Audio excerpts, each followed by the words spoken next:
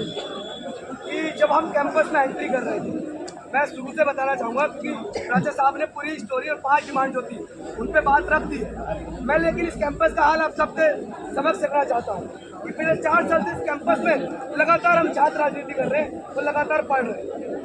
ऐसा माहौल मैंने आज तक नहीं देखा कि हम लोग संवैधानिक कार्य कर रहे हैं, हम लोग शांतिपूर्वक कर रहे हैं। उसके बाद डॉक्टर ऑफिस के सामने हथियारबंद लोग, कम से कम 40 सीआरपीएफ के लोग नीचे आएंगे, नीचे आते फिर से कम 20-30 सीआरपीएफ के लोग।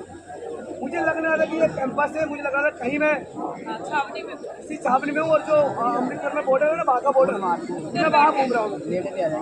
तो इस तरह का माहौल ये सिर्फ और सिर्फ हमारी डिमांड और हमारी ताकत का है कि हम लोग जब जब प्राइज लड़ेंगे इन लोग ने हमको हाथ लगा सकते हैं और हम और ज़्यादा संगठित रूप से मजबूत होंगे। मैं ज़्यादा बात नहीं रखूँगा, इसके बाद हम बोल ही रहे हैं। मैडम अच्छे समझा सकते हैं। बिल्कुल सही कहा साथी आशुतोष ने। हमने लिटरली इस यूनिवर्सिटी में इतने साल दिए हैं, 2011 से ये आज 24 हो गया। ऐसा माहौल मैंने पहली बार देखा कि कहीं आपको डीन से बात करनी पड़े। अगर यही संघ से कोई बच्चे जाए, राइट विंग के कोई स्टूडेंट्स हो, तो उनको इतनी लिबर्टी है कि वो डायरेक्ट जाके बात कर सकते हैं। कोई भी मनुवादी डायरेक्ट जाके दूसरे मनुवादी से बात कर रहा है, लेकिन सिर्फ इसलिए क्योंकि हम दलित बहुजन बच्चे हैं, हमें अधिकार नहीं है स्वतंत्र तरीके से वहाँ बैठने का। इस तरीके का माहौल था उनके ऑफिस के अंदर, जैसे पता नहीं कितना बड़ा गुनाह कर रहे हैं और कितनी बड़ी डिमांड मांग रहे हैं। वही बात साथियों, जब हक की बात करोगे तो आतंकवादी कहलाए जाओगे, जब जी जी जी हुजूरी करोगे तब सब ठीक है। वही चीज आज वहाँ पे हमें देखने को मिली, लेकिन हमने भी हिम्मत नहीं हारी। हमने भी उनको यही चीज कही कि जिस पहले तो जब बता ही दिया आपको प्रार्थना साहब ने भी, हम चाहते थे डायरेक्ट आला कमान वाइस चांसलर से हमारी बात हो, नीचे किसी भी लेवल से हम बात नहीं करेंगे। लेकिन फिर डीन को हमें वो मैसेज दिखाना पड़ा कि वाइस चांसलर ने उन्हें ऑथराइज किया है, इसीलिए वो हमें परमिशन दे रहे हैं। लेकिन जैसे मैं बार बार आपको ये बात बोल रही हूँ की बात नहीं है, आज हम लोगों को कहना चाहते हो, शायद आप भ्रमित करते हो, आप अभी भी भ्रम फैलाते हो। बोलते हैं कि हाँ डॉक्टर तो नौकरी के लिए लड़ रही है इसलिए वहाँ बैठी है। अगर डॉक्टर तो नौकरी के लिए लड़ रही होती तो आज एक डिमांड लेके आती।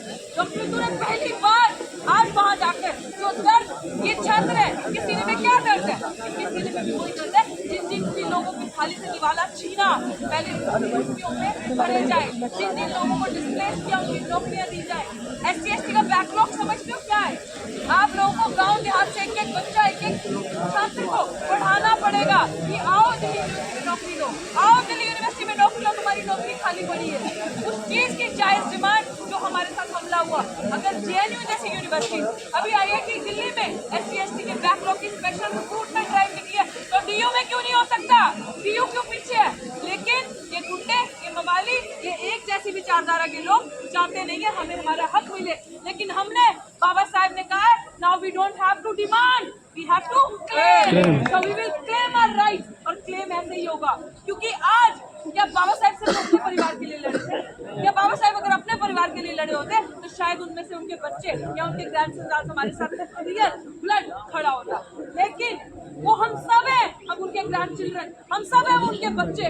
तो हमें वो लोग जिनकी खाली से निवाले छिड़ेंगे, जो भविष्य में बच्चे हमारी तरफ देखेंगे, जिस तरीके से हम कई बार परेशान होके अपने बुजुर्गों को गुस्से में कुछ बोल देते कि यार क्या किया आप लोगों ने, अगर आप लोग लड़े होते तो हमारी आज ये स्थिति नहीं होती। वही गाली कोई हमें ना निकाले, वही आग कोई मुंह से हमारे लिए बददुआ न दे या बरसे। इसीलिए आज हमें सबको पीछे की परवाह नहीं लड़ना हुआ, क्योंकि बातों से नहीं बार बार ये चीज कहने की मूल 85 है, मूल 85 है, करके दिखाना होगा। तो करके दिखाने के लिए आज इस लेवल पे आज ये जो सब, मैं तो बहुत शुक्रिया अदा करती हूँ भाई आपका, आप यहाँ पे आए, मंजीत भाई, अन्य नेता जितने भी, और जो लोग इस प्रोटेस्ट की पहले दिन से नींव बन के बैठे रहे, मेरे साथी आशुतोष का बहुत बहुत धन्यवाद, और जितने भी छात्र यहाँ खड़े हैं। अगर आप लोग लड़ोगे, इस चीज को बचाओगे, तो पता नहीं कितनी आने वाली पीढ़ियां हमारी सुधरेगी और इन लोगों को पता चलेगा कि संविधान की पालना कैसे होती है। लोग तो सिर्फ बचाने के लिए किताब पकड़ते हैं और बोलते हैं बचाना है इस किताब को, चलो एक रैली निकालते हैं, चलो चलते हैं, बचाते हैं। लेकिन नहीं, this is the time practically जमीन पे करके दिखाना संविधान की पालना कैसे की जाती है, वो हम करके दिखा रहे हैं, ऐसे की जाती है पालना, और आपके सामने ही है। कि मुट्ठी भर पुलिस वाले हैं, मुट्ठी भर लोग हैं, लेकिन ये आपकी ताकत है जो आज हुआ है, ये आपकी ताकत है। अभी कुछ मिनट में रिजल्ट भी आएगा, तो मैं आप सबसे यही चाहती हूँ इसी तरीके से धैर्य पेशेंस अगर आप बनाए रखेंगे। मैं मानती हूँ ठंड है, सारी चीजें, लेकिन आपकी बहन इस लड़ाई को 45 दिन से अनडिफिटेड इस आंदोलन इस मुहिम को लड़ती आ रही है कि आप समझौता नहीं देगा किसी भी तरीके से। क्या आप बर्दाश्त करेंगे? क्या तुम संघर्ष करो, बस रुको कुछ भी पीछे नहीं हटेंगे।